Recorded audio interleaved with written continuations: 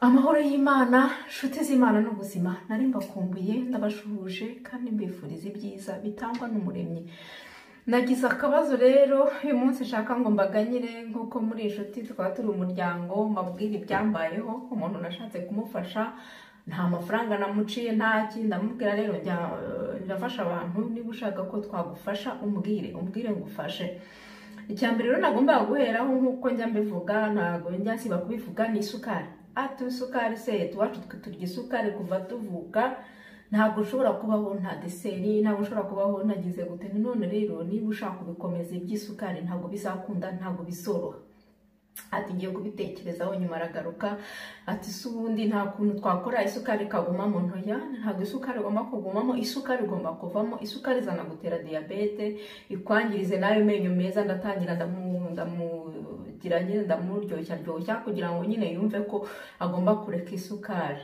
Nyuma arambwira ati ninda kugese ko isukari itera diabete, ninde wabikubwiye koko ibyo ngibyo? Naba mbanganire n'umuntu utagira ubwenge, kandi umuntu mukuru n'umugabo w'imyaka 51 utagira ubwenge. Isukari mu muryango wacu irahaba, tugira igisukari, tugira diabete, ntago ari kuvuga ko turya isukari. Kandi n'abanyafurika batangiye kujya barwara diabete, ati ntago ari kuvuga ko barya amasukari, nta nayo bafite deja. Byose ndabikubwiye ko abadafite amasukari bo bayarwara. Ntago abantu barwara isukari muri Afrika ari abadafite amasukari, ahubwo n'abayafite. Ubwo rero biranshena arantuka kugeza mbwe Abanyarwanda muri abantu babi, ndakubonye mbonye uburi wowe muri abantu babi. Niyo mpamvu mwanicanye mugira urwango, uranjije. Afangiye arambwiye ko n'Abanyarwanda tudashoboye, turi hypocrite. Ibyo bamubwiye byose, ibyo bagiye bamubwira ku Banyarwanda byose yabintuyeho, kandi nemeye kumufasha mu by'ukuri, ngo namubwira ko nzamufasha. Arangije ambwira ukuntu Abanyarwanda nta kigenda, kari ubwa mbere yumvishije ibyo ngibyo, ko turi abaperiveri, ko twishe, tukaviyora, ko twakoze amahano atabaho. Donc ibintu byose byo kunshishikisha. Yewe isukari ni ikiyobyabwenge, tuyireke. Imiye we Mana yampaye byose, ibyiza wangiriye birandengeye. None Mana yanjye n'ubuntu ngiriye, kugenda ntashimwe. Oya oya oya ye, sinogenda ntashimye. Oya oya oya ye, sinogenda ntashimye. Kugenda ntashimye. Oya oya sinakubahuka, kugenda nagushimiye. We Mana yampaye byose, ibyiza wangiriye birandengeye. None Mana yanjye n'ubuntu ngiriye. Ndabaramukije mwese nshuti z'Imana n'ubuzima, ndabashimira uburyo mukomeje kuboneka hano. Ntago ari ibintu byoroshye abantu batarafungura channel ya YouTube, mugira ngo ni ibintu byoroshye kuba wabona abantu 100 bagukurikiye. Ni ibintu bikomeye cyane rero, utabizi niba ushobora gutekereza uti ngewe ibyo navuga byashimisha abantu kurusha abandi. Ariko nshimira icyizere mungirira, kandi rwose nshimira ko namwe mushima Imana ko byagiye bibagirira akamaro. Imana ishimwe rero. Niyo mpamvu natangiye ndirimba, ndanezerewe kukashakwa, nkura n'amashimwe yanyu mwese, bikanezeza ko n'abanyamuryango banyu bo mu muryango bibageraho bikabatunganira. Imana ishima. Nababwiye rero ikibazo cy'amavuta, nizere ko mwacyitayeho, ndacyakomeza kugitsindagira kubera ko n'ibibazo biri. Numva rero gitaha nuza kumbwira ngo amavuta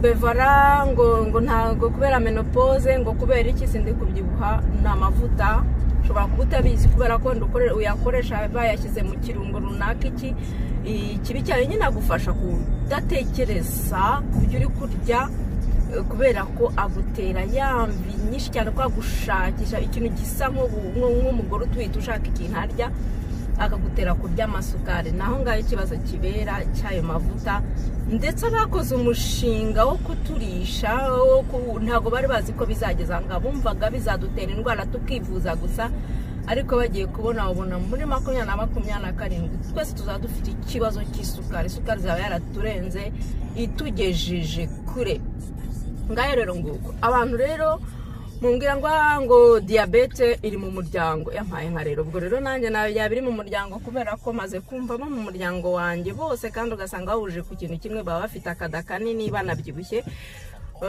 bose bambwira ko ubwo nanjye yabiri mu muryango n'abandi bose yabiri mu muryango ntago diabete ba mu muryango diabete ya mbere yo bita diabete ya mbere iterwa niyo mu muryango koko niko twanabyita yo nta kintu umuntu yayikoraho uretse kureba imirire ye gusa ariko iyo bita diabete ari irwaye abantu benshi cyane iyo ngiyo yo duyifiteho ijambo 100% murabyumva ni 100%. Ukuvuga ngo isukari itera 100%. Hari indi rero bamaze kuvumbura ko nayo ari diabete akaba ariyo diabete ya type 3 ni ukuvuga itera ukwibagirwa Alzheimer ibibazo nk'ibyo ngibyo byo kwibagirwa no kuba nayo ni diabete.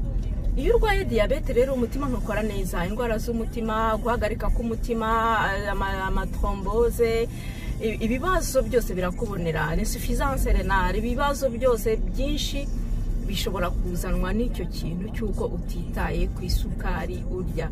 Isukari rero abantu benshi ikintu bamenya nuko batazi kumenya ngo iki ngiki ndi kurya se ni isukari iki ngiki se ni mu byukuri afite naho ngaho ikibazo kibera aho undi umuntu wese agiye amenya ngo ndi kurya isukari wenda yabigabanya ariko ntago ari cyo kibazo. Ikindi kintu rero gikomeye cyane hari umuntu wumva ni ukurwara indwara nzajya kwa muganga nta kibazo ariko isukari iyo iri mu mubiri wawe ituma utabaho neza ntabwo imitekerereze yawe ikora neza ndetse n'ikibazo ibibazo byinshi bishamukiyeho mu by'ukuri ku buryo umuntu abishoboye yareka isukari nta nubwo ari uko abishoboye ikintu gituma isukari tutabasha kuyihagarika nyine ni ibyo tuba twabanjije kurya. Iyo wafashe imimerere myiza yo kurya ukarya neza uko bikwiye isukari murarangizanya 100% kandi ndi kubisubiramo nta nubwo bafite bwo kwibeshya isukari muba mwarangizanije iyo wabashije gukurikiranya ukurya. No kuvuga ngo rero mu gitondo wirinda icyitwa isukari. Ndashaka kumenyesha ko no mu mbuto ibamo no mu bintu ushobora kudakeka ko isukari ibamo no mu birayi ibamo. Kuvuga ngo rero n'ibirayi ubigira bikeya kugira ngo wumvikane n'isukari. Isukari no mu mbuto ibamo kuko yitwa fructose. Iyo fructose ihuye na glucose no kuvuga ngo isukari y'ibirayi ihuye n'isukari y'imbuto bibyara isukari nyine sakarose ariyo tuzi. No kuvuga ngo rero isukari rero iyo ushaka kuyirinda uyivamo burundu iyo ushaka kuyikira. Abantu benshi ahantu bibagorera nyine no kutabasha kureka iyo sukari kubera ko amavuta turya kubera ko stress tubamo ntabwo ituma tubasha gutekereza icyo umuntu agomba gukora. Usanga abantu bose barahuze. Iyo uhuze rero uzareba umuntu iyo yicaye imbere ya televiziyo ari kureba televiziyo nta ari mu bindi ntago abasha kumenya kumva niba ari kurya ararya ntahagarare kubera ko ntago ari kubashe kumenya igipimo. Niyo mpamvu bikizira rwose ikaziriza kuba warira imbere ya televiziyo. No kuvuga ngo rero no mu mutwe wawe yo harimo akajagari kenshi stress itera diabete. Niyo mpamvu abantu benshi uzasanga akurikiza ubuzima abaho neza nta kajagari agira mu mirire cyangwa muki ariko ugasanga afite ibibazo byamurenze byarenganije. Iyo stress rero itera nayo diabete itera igisukari. No kuvuga ngo rero sinzongere kumva cyangwa nta mpamvu yo kumubwira ngo diyabete ngo yavuye mu muryango ni nke cyane, kuko uzasanga abantu bafite iyo diyabete type 1 ni bake cyane. Abenshi twigirira iyo diyabete ya kabiri, abandi bakagira diyabete ya gatatu ariyo Alzheimer, kwibagirwa, itera kwibagirwa. Kuvuga ngo rero iyo bashije kurya ibiryo bizima, turya ibiryo bizima, imboga zacu, akarima k'igikoni kitabweho, twororere kijyambere, tuniyororere, amavuta yacu tuyikorere, amata akora amavuta, pourquoi gukora siporo, uzungu ucunda amata, iyo ucunze amata ajya ukwayo, amavuta akajya ukwayo, ugakoresha ayo mavuta akaba ariyo utekesha, nta bibazo, nta kibazo uzongera kugirana n'ubuzima. Naho iyo ugura mu mangazini akenshi ntabwo wamenya ibyo bashyizemo, inyuguti bandikisha, ibyo bakora byose ntacyo byakugezaho ku kibazo cy'ubuzima. Ni ukuvuga ngo rero nyabuna mwitonde, tuzabigeraho by'ubuzima, ariko ifu gukora, ni ngombwa gukora. Ubuzima ntabwo babwifuriza. Niba Imana utayibwira ngo mpa amafaranga wiryamire mu rugo yakuzanire, ni nk'uko tutazayisaba ubuzima ngo twicare turye amashokora, turye amabombo, turye ibigati, turye ibipfuye amaso, niturangiza tujye gusaba Imana ubuzima. Ntabwo Imana yaduhaye ubwenge butubwira ko tugomba kurya ibiryo by'inyoni tubicuranwa n'inyoni. Ni ukuvuga ngo niba iyo migati yarakorewe inyoni, tuyirekere inyoni. Niba twebwe rero twarakorewe kurya ibiryo bizima, ni ukuvuga imboga, wenda n'imbuto, wenda n'inyama, turya ibyo ngibyo, ibindi tubirekere ibindi bigomba kubirya, kubera ko ntabwo iyi si tuyituyemo n'ibindi bintu byinshi bigomba kurya ibyo ngibyo. Nta mpamvu yo kujya gucuranwa kurya ibiryo, ntabwo Imana yabirebera kameme uko turya ibiryo by'inyoni, kandi inyoni zihari nazo zigomba kubaho. Ntabwo wafata imodoka yawe inywa benzine ngo uyishyiremo peteroli cyangwa uyishyiremo n'amazi ndetse n'amabuye wenda kugira ngo ugerageze cyane, umbwire ko iyo modoka rizaguhagurukana. Oya da, ntabwo ariko byagenda. Dufate jise ibiryo byacu tugomba kurya nk'abantu, ubundi ibindi byose bizagenda neza. Amahoro murakarama, ndabashuhuje kandi mbifuza ibyiza by'ubuzima. Imana ibahe umugisha, murakoze.